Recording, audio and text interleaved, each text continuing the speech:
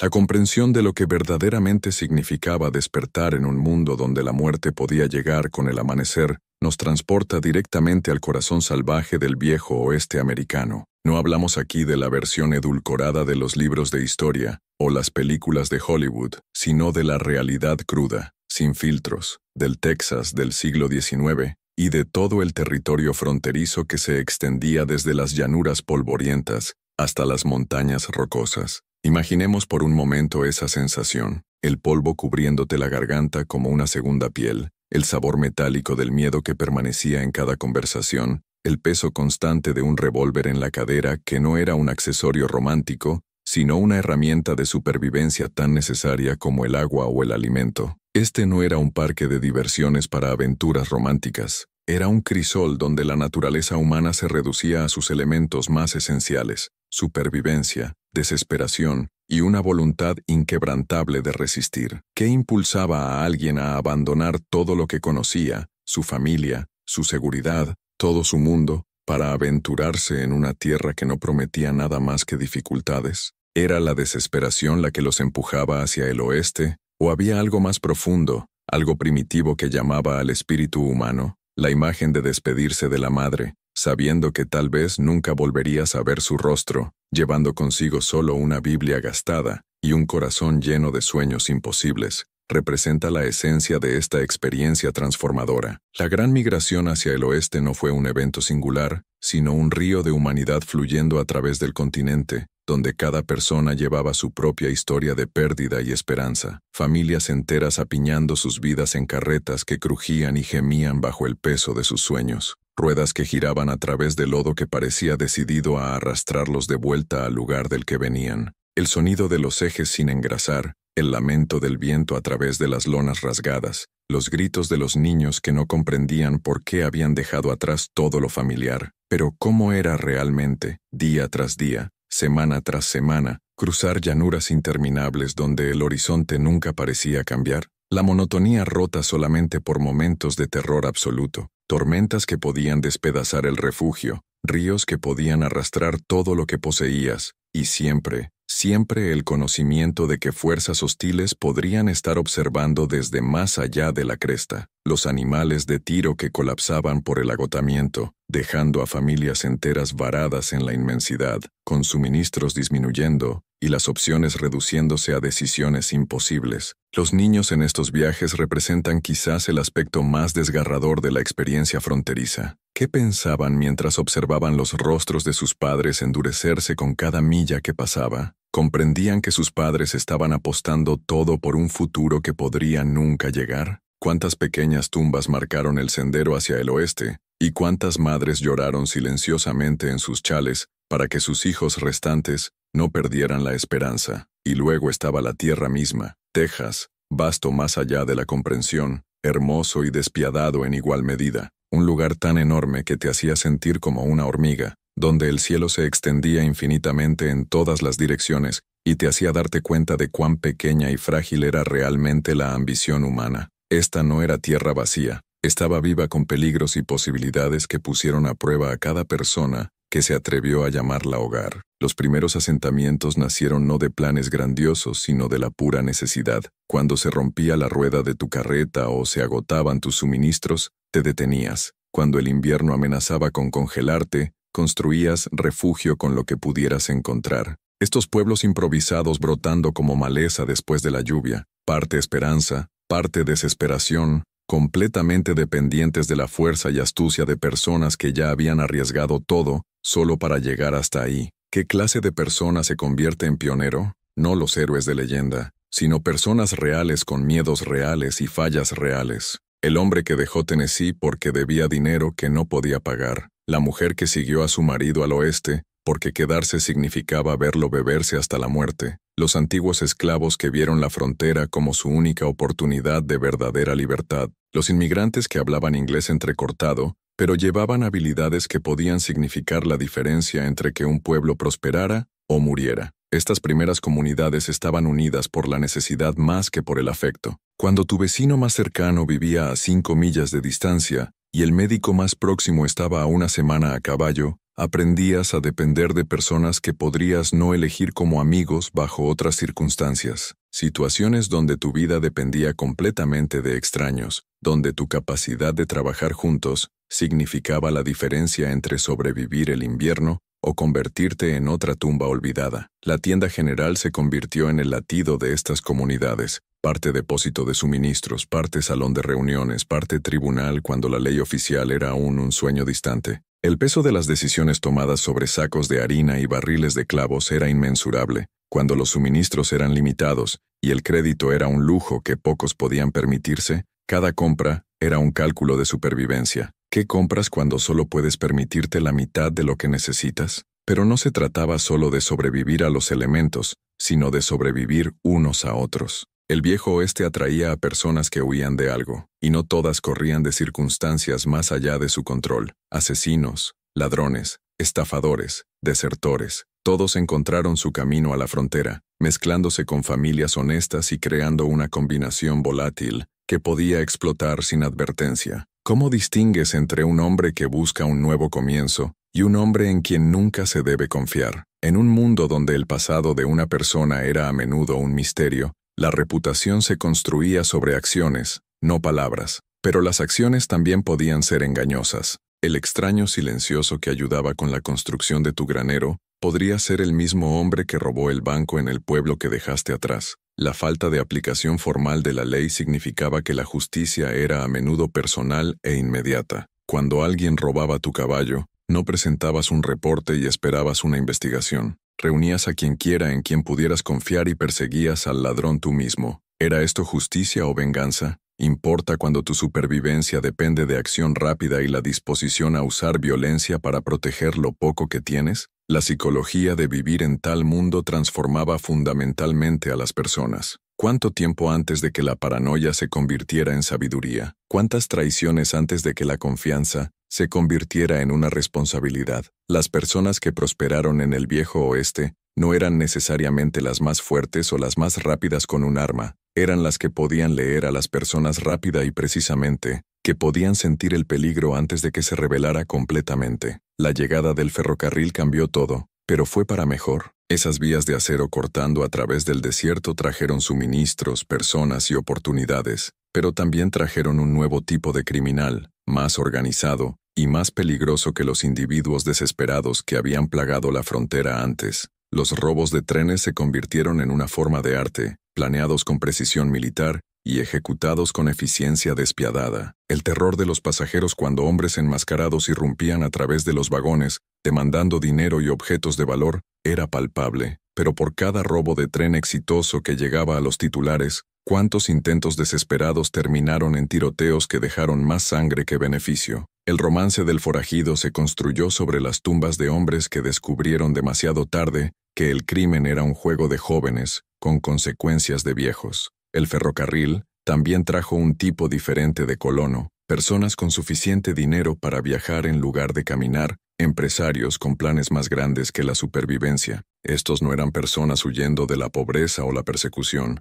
eran personas persiguiendo oportunidades con el cálculo despiadado de los negocios modernos. Su llegada marcó el progreso o el comienzo del fin para el tipo de libertad que había definido la frontera. Los pueblos que habían crecido alrededor de rutas de ganado y reclamos mineros, de repente se encontraron conectados al mundo más amplio, bienes frescos, periódicos actuales, cartas de casa, pero también nuevas leyes, nuevas expectativas y nuevas formas de vida que no siempre encajaban con la independencia ruda que la vida fronteriza había demandado. ¿Cómo te adaptas a la civilización cuando la civilización significa renunciar a las cualidades mismas que te mantuvieron vivo en el desierto? El vaquero se convirtió en el símbolo del viejo oeste. Pero, ¿quiénes eran realmente estos hombres? No los héroes bien afeitados de las películas, sino hombres curtidos, a menudo analfabetos, que pasaban meses seguidos con solo ganado, y entre ellos como compañía. La soledad de conducir un rebaño a través de cientos de millas de tierra vacía,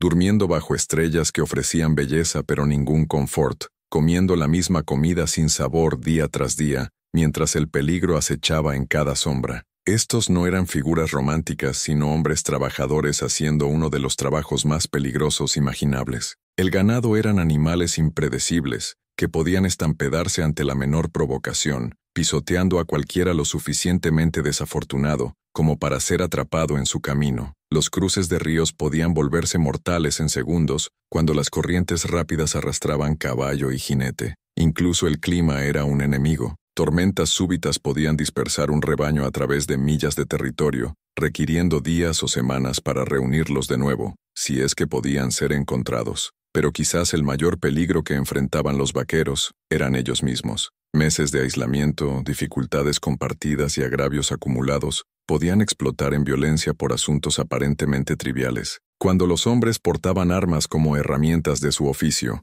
las discusiones tenían una forma de convertirse en soluciones permanentes. ¿Cuántos vaqueros murieron no por estampidas o ahogamiento, sino por balas disparadas por hombres que consideraban amigos? Los pueblos ganaderos que surgieron al final de las grandes rutas eran válvulas de presión para toda esa tensión y frustración acumulada. Después de meses de vida dura, los vaqueros descendían sobre lugares como Dodge City y Abilene, con dinero en sus bolsillos y un hambre desesperada por cualquier cosa que les recordara que todavía eran humanos. Salones, casas de juego y burdeles hacían negocios prósperos, creando un ciclo de auge y caída que definió la economía fronteriza. Pero ¿cómo era realmente en estos pueblos legendarios? Olvidemos la versión de Hollywood. Calles lodosas hasta los tobillos en estiércol de caballo, edificios construidos apresuradamente con madera verde que se combaba y partía bajo el calor. El olor de cuerpos sin lavar, carne podrida y whisky crudo colgaba sobre todo como una nube. La violencia no era dramática,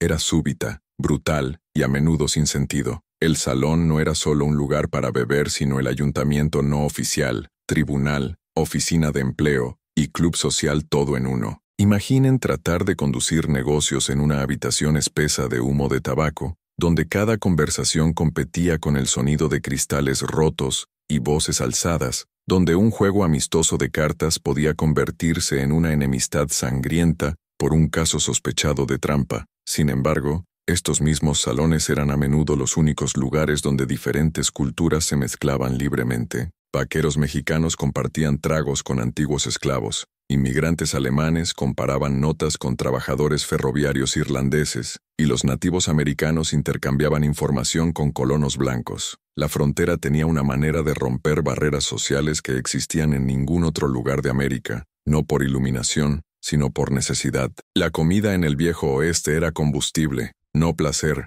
Imaginen vivir durante meses con frijoles, tocino y galleta dura. El café era un lujo cuando podías conseguirlo, a menudo estirado con achicoria o grano tostado cuando los granos reales no estaban disponibles. Una manzana fresca era un tesoro digno de saborear bocado a bocado cuidadoso. La carne significaba cazar cuando la munición era preciosa, y cada disparo tenía que contar. Sin embargo, incluso en este ambiente duro, las personas encontraron maneras de celebrar, de crear momentos de alegría y comunidad. Cuando alguien se casaba, todo el pueblo podía aparecer para la celebración, no porque necesariamente les gustara la pareja, sino porque cualquier excusa para la festividad era preciosa en un mundo que ofrecía tan pocas razones para sonreír. Las mujeres del viejo oeste, no solo las chicas de salón y las reinas de las salas de baile que dominan la imaginación popular, sino las esposas y madres que de alguna manera mantenían familias y dignidad en condiciones que desafiarían la cordura de cualquiera,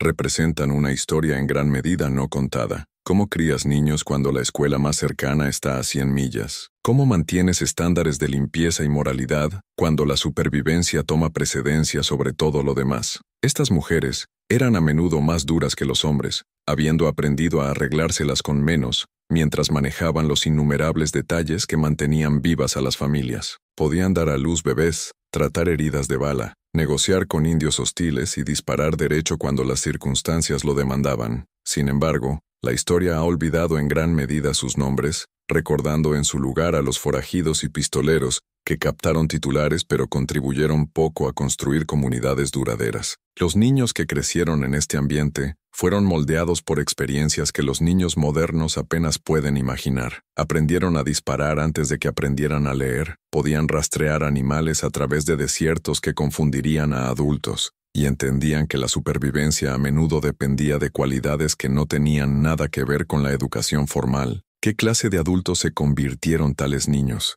y cómo su crianza única los preparó para un mundo que estaba cambiando más rápido de lo que cualquiera podía predecir. Los nativos americanos fueron parte de esta historia también, aunque su perspectiva ha sido en gran parte ignorada o distorsionada. El viejo oeste no era tierra vacía esperando ser reclamada, era hogar de culturas que habían existido durante miles de años. Cuando llegaron los colonos blancos, no se estaban mudando al desierto, estaban invadiendo el país de alguien más. Los conflictos que siguieron fueron brutales en ambos lados. Los colonos que habían arriesgado todo por una oportunidad de tierra y libertad no estaban inclinados a renunciar a sus sueños sin luchar. Los nativos americanos que habían visto desaparecer sus terrenos de caza y morir a su gente por enfermedades traídas por extraños, no estaban interesados en la coexistencia pacífica, cuando la coexistencia significaba extinción lenta. ¿Pueden imaginar cómo se sentía estar atrapado en el medio de tales conflictos? Las familias nunca sabían si despertarían para encontrar sus hogares quemados,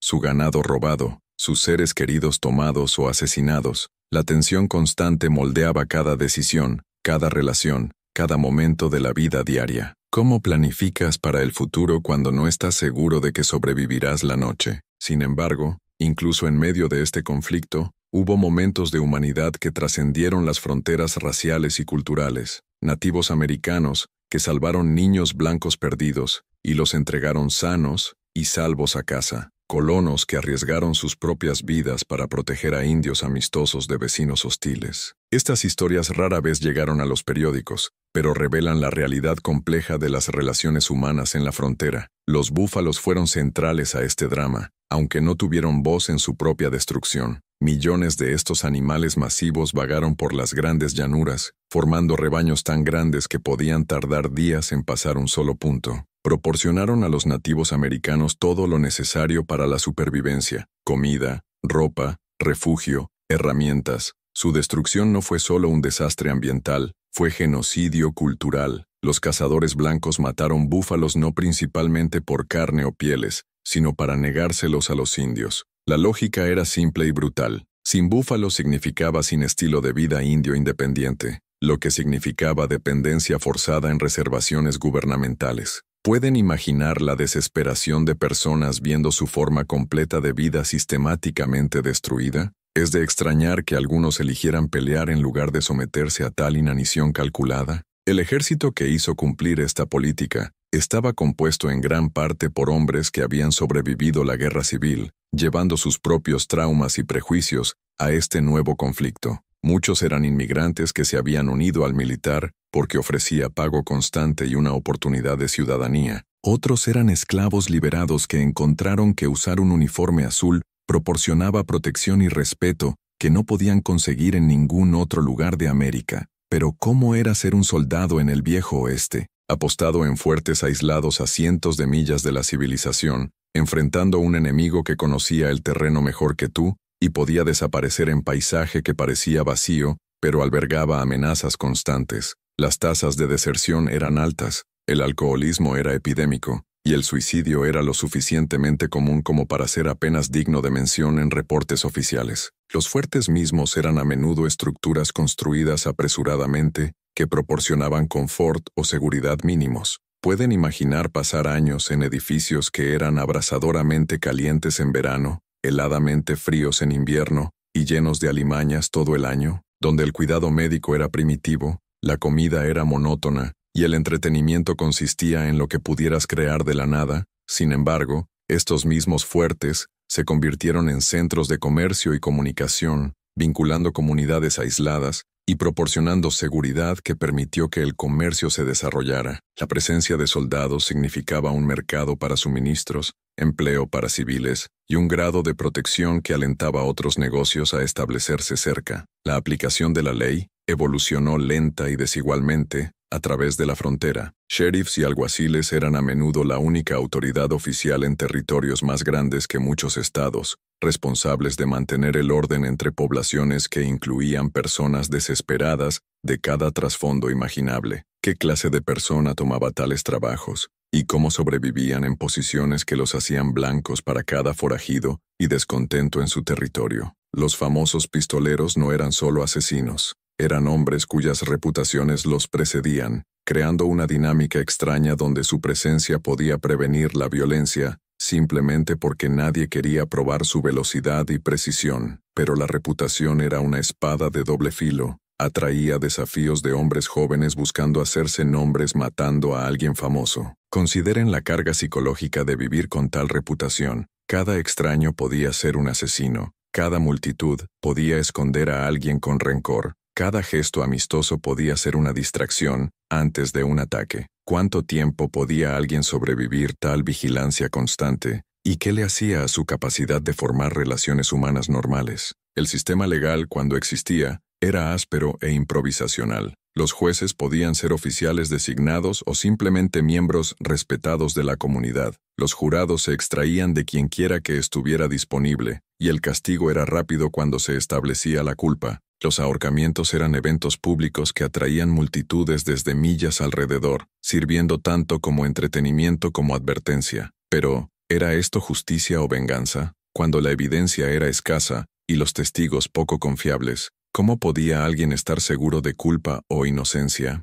La presión de tomar decisiones rápidas significaba que personas inocentes a veces pagaban por crímenes que no cometieron, mientras los culpables escapaban por suerte o coartadas inteligentes. Las mujeres que trabajaban en salones y salas de baile eran parte del complejo tejido social de la frontera, aunque ocupaban una posición precaria entre la respetabilidad y el estatus de paria. Muchas estaban ahí por elección, reconociendo que la frontera ofrecía oportunidades de independencia que no existían en áreas más establecidas. Otras habían sido forzadas a tal trabajo por circunstancias más allá de su control. Estas mujeres a menudo sabían más sobre lo que estaba pasando en sus comunidades que cualquier otra persona, sirviendo como corredoras informales de información y a veces como pacificadoras entre fracciones en conflicto. Sus historias revelan otro lado de la vida fronteriza, uno donde la supervivencia a veces significaba tomar decisiones que contradecían la moralidad convencional. Los pueblos mineros presentaron sus propios desafíos y oportunidades únicos.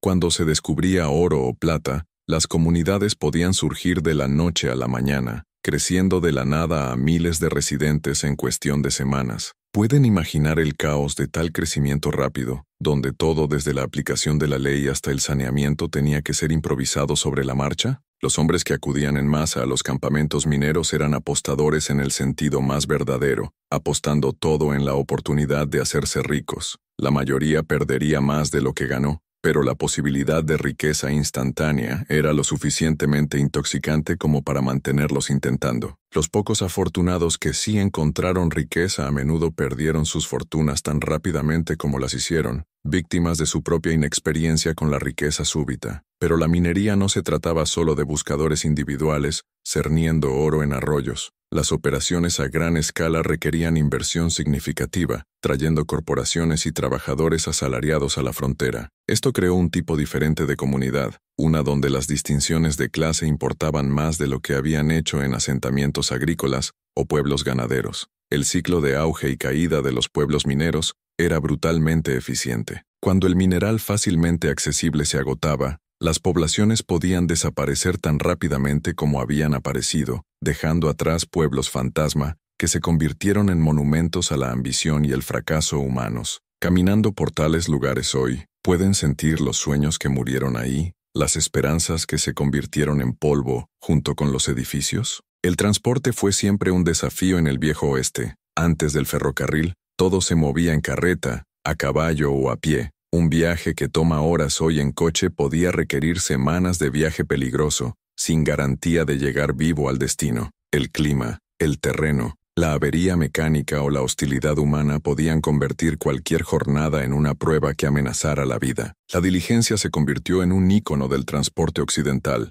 Pero ¿cómo era realmente ser pasajero en uno de esos vehículos estrechos e incómodos, rebotando por caminos ásperos durante días seguidos, compartiendo espacio con extraños que podrían ser ciudadanos respetables o criminales peligrosos, nunca sabiendo si la siguiente curva en el camino podría traer bandidos o indios hostiles? Los conductores de diligencia eran profesionales habilidosos que comandaban respeto y salarios decentes, pero ganaron ambos a través del riesgo constante. Tenían que conocer cada milla de sus rutas, ser tiradores expertos y poseer la resistencia física para controlar equipos de caballos bajo las peores condiciones posibles. ¿Cuántos murieron en sus puestos, víctimas de accidentes, clima o violencia? El Pony Express capturó la imaginación pública como símbolo de velocidad y audacia, aunque operó por menos de 2 años antes de que el telégrafo lo hiciera obsoleto. Pero, ¿cómo era ser un jinete del Pony Express, corriendo a través de cientos de millas de desierto con nada más que un caballo y una pistola para protección? Estos eran hombres jóvenes, a menudo adolescentes, que arriesgaron sus vidas para llevar mensajes a través de un continente. El correo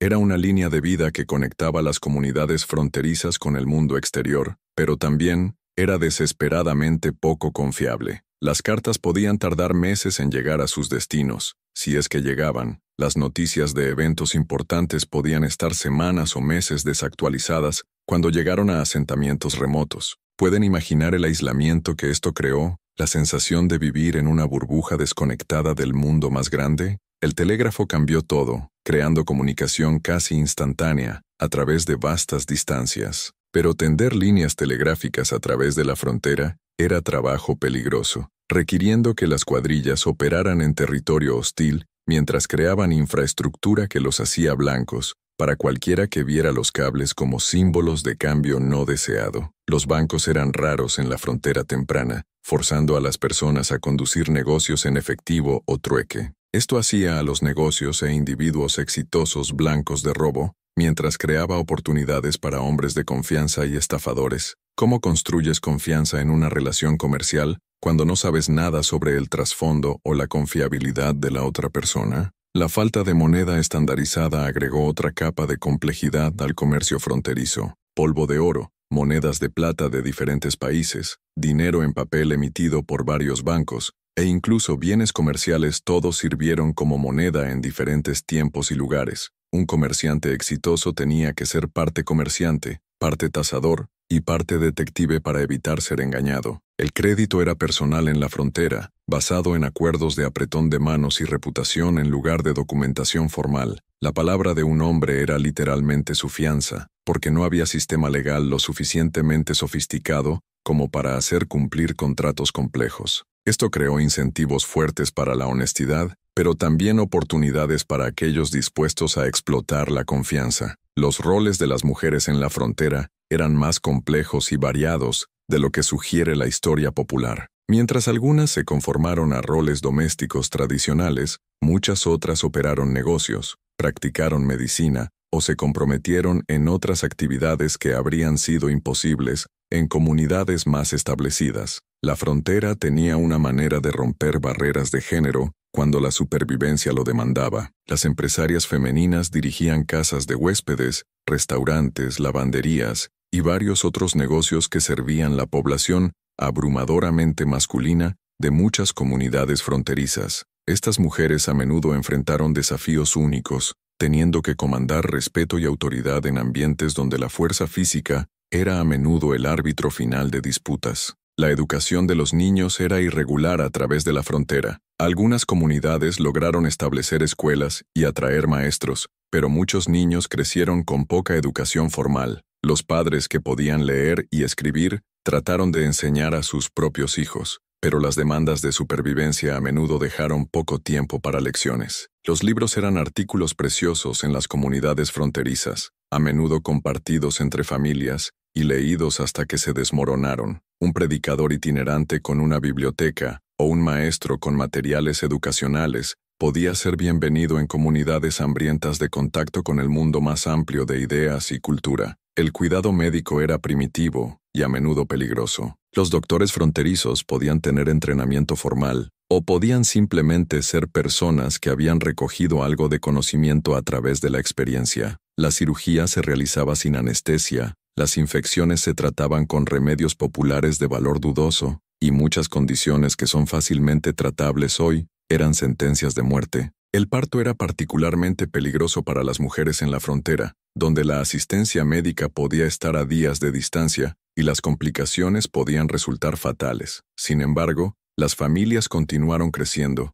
impulsadas por la necesidad de labor y la esperanza de que los niños proporcionarían seguridad en la vejez. Las enfermedades podían devastar las comunidades fronterizas con velocidad aterrorizante. Cólera, viruela, tifus y otras enfermedades infecciosas podían barrer a través de asentamientos, dejando atrás pueblos fantasma o poblaciones drásticamente reducidas. El aislamiento que protegía a las comunidades de enemigos humanos las hacía vulnerables a epidemias cuando llegaban. La salud mental era apenas entendida, aunque los estrés de la vida fronteriza ciertamente cobraron su precio. El alcoholismo era epidémico, la violencia doméstica era común y las tasas de suicidio eran altas. Las personas desarrollaron sus propios mecanismos de afrontamiento, a menudo involucrando religión, juegos de azar o varias formas de escapismo. La religión jugó un papel complejo en la vida fronteriza. Algunas comunidades fueron fundadas por grupos religiosos que buscaban libertad para practicar su fe, mientras otras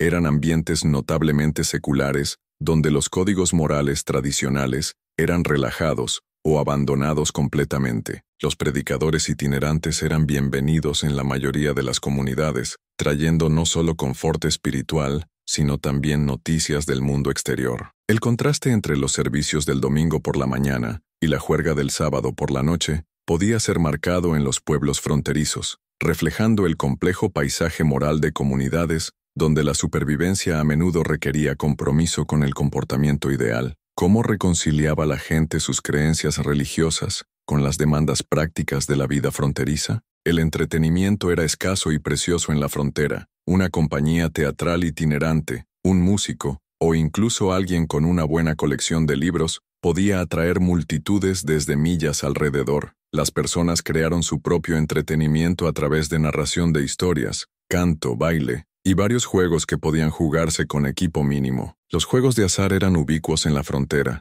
no solo en salones sino como parte de la vida diaria. Todo desde carreras de caballos hasta juegos de cartas, proporcionaba oportunidades para arriesgar lo poco que las personas tenían con esperanzas de mejorar sus circunstancias. Los jugadores profesionales eran practicantes habilidosos de su oficio, pero también vivían vidas peligrosas en un mundo donde las acusaciones de trampa a menudo se resolvían con violencia. El alcohol era tanto un confort como una maldición en las comunidades fronterizas. Proporcionaba escape temporal de realidades duras, servía como una forma de medicina y funcionaba como lubricante social en ambientes donde la tensión era constante, pero también contribuyó a la violencia, la pobreza y la ruptura de relaciones familiares. La calidad del alcohol disponible en la frontera era a menudo cuestionable, desde productos legítimos hasta brebajes locales que podían contener aditivos peligrosos. El whisky de intestinos podridos se ganó su nombre honestamente, y más de una muerte fronteriza se atribuyó a envenenamiento por licor mal hecho. La preservación de alimentos era un desafío constante en una era antes de la refrigeración. Ahumar, salar, secar y otras técnicas de preservación eran habilidades esenciales para la supervivencia fronteriza. Una cosecha fallida o suministros echados a perder podían significar la diferencia entre pasar el invierno y la inanición. La caza y la pesca proporcionaron proteína cuando el ganado no estaba disponible, pero también requirieron habilidades que no todos los colonos poseían. Aprender a rastrear animales, colocar trampas y preservar carne eran habilidades de vida o muerte que separaron a los fronterizos exitosos de aquellos que no sobrevivieron su primer año. El comercio con nativos americanos era común a pesar de las políticas oficiales y los conflictos en curso. Los indios a menudo tenían acceso a pieles, cueros y otros bienes valiosos que los colonos blancos necesitaban, mientras los colonos podían ofrecer artículos manufacturados, armas